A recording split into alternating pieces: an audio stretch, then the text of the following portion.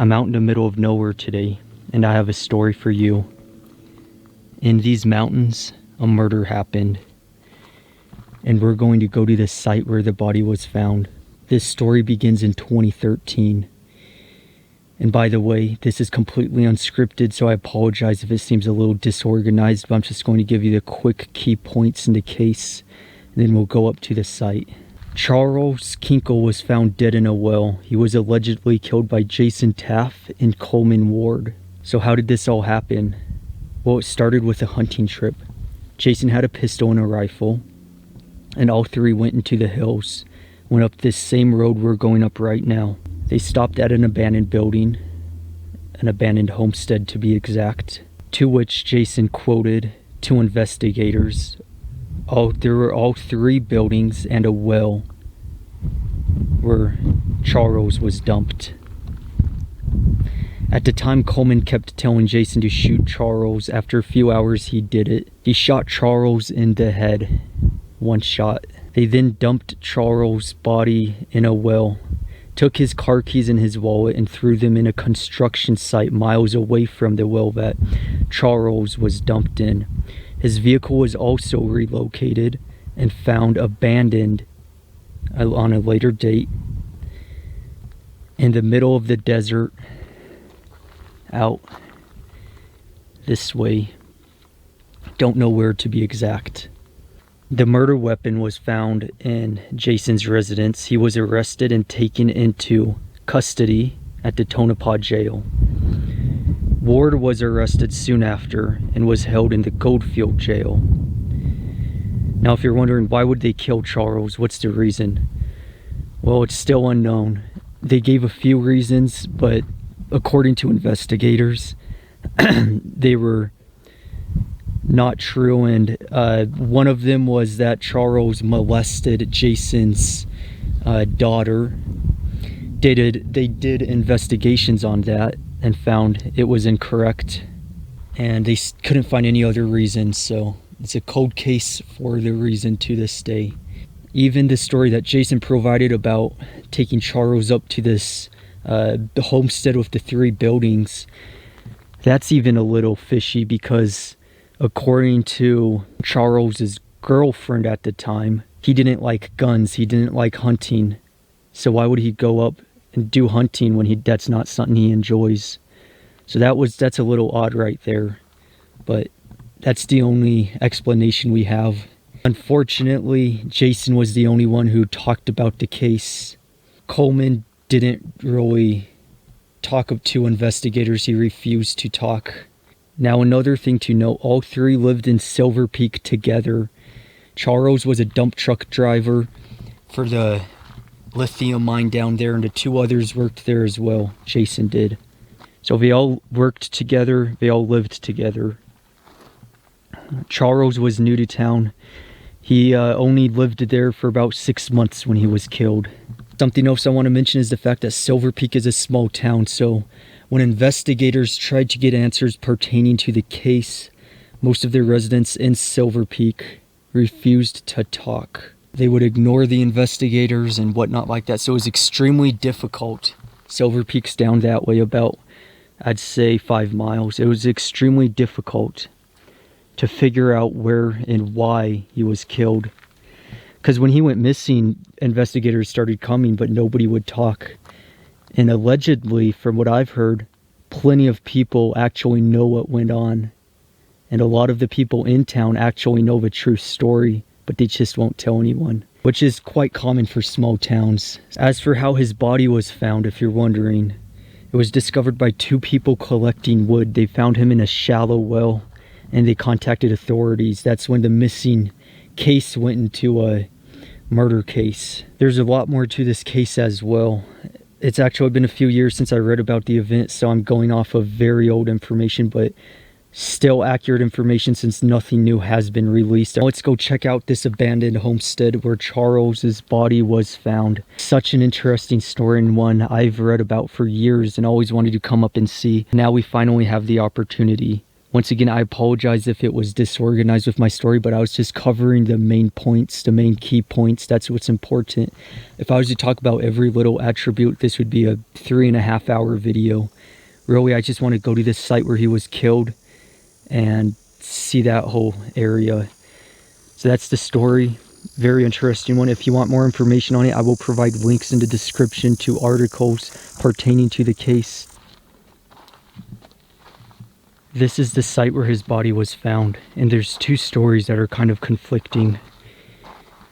Some people believe that he was killed at a different site, and his body was brought up and dumped at the well. And the man who killed Charles, Jason Taff, he says that up on this hillside, Charles was sitting down when he shot him in the head, and they dragged his body down into the well. This is the homestead, if Jason's story is correct. One of the last things that Charles seen before he was killed, because reportedly he was walking through the buildings checking it out, just like we're doing right now. So let's do the same thing. Let's walk around the buildings, look in each one, and then afterwards I'm going to show you where his body was found.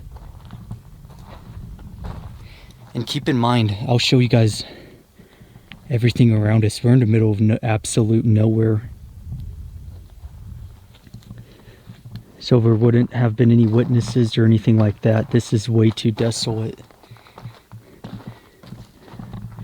This is one of the buildings that's no longer standing. It was in 2013 when he was killed. The well is over this way. I'll show you guys that in a minute. This is the homestead.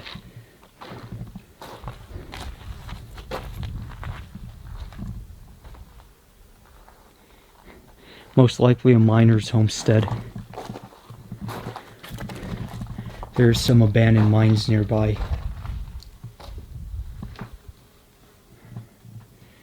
Just look at the condition of it too. Post ceiling's a bit buckling right now.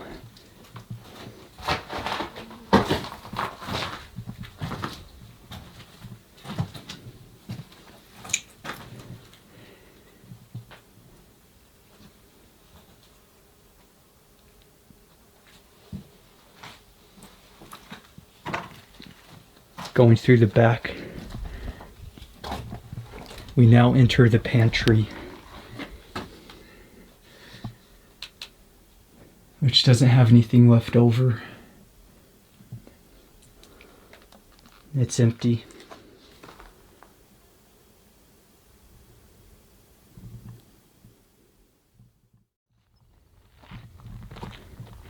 It's just crazy to think what we're seeing right now is the last thing Charles had seen. Another funny thing I want to add, unrelated to this, is that a lot of YouTubers have recorded this cabin. I'm not going to mention names, but I've seen quite a few videos, and none of them know that there is a body found right over there.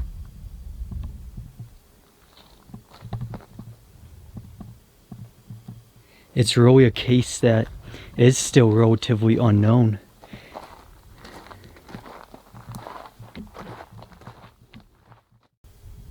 I am now going to show you where his body was found.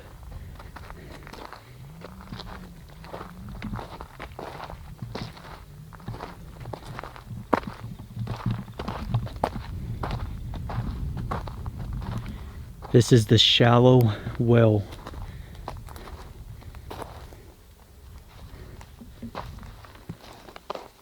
And this is where his body was found, in a shallow grave, sitting in this.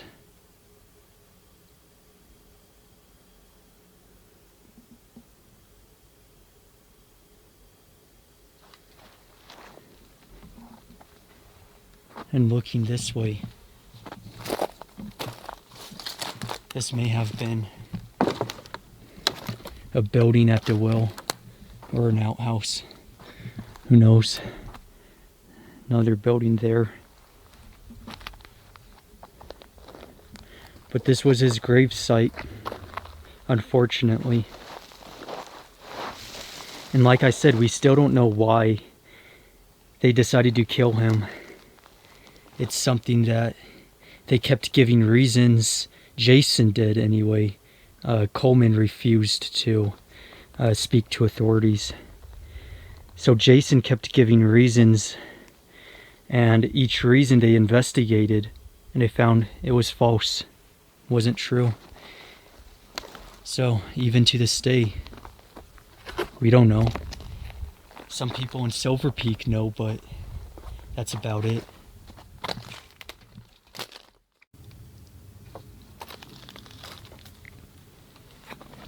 And keep in mind too, while Coleman is still in prison and will likely be for 20 or 30 years, if not life, Jason is actually out on parole because they figured he didn't have as much of a part in his death, part in Charles's death, as Coleman. The reason for this is because Jason reported that Coleman pointed a gun at him and said, if you don't go and shoot this man, if you don't shoot Charles, I'll shoot you.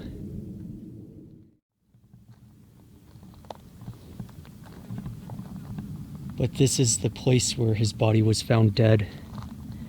It's interesting to come back and retrace steps like this. This is it for today's video. I hope you enjoyed. I'll have multiple links in the description of articles talking about the case if you want to further research it. I just covered the main points. It would have taken me way too long if I wanted to talk about every little thing. With that being said, hope you enjoyed the video. Subscribe, comment down below, put a like, and thank you for watching.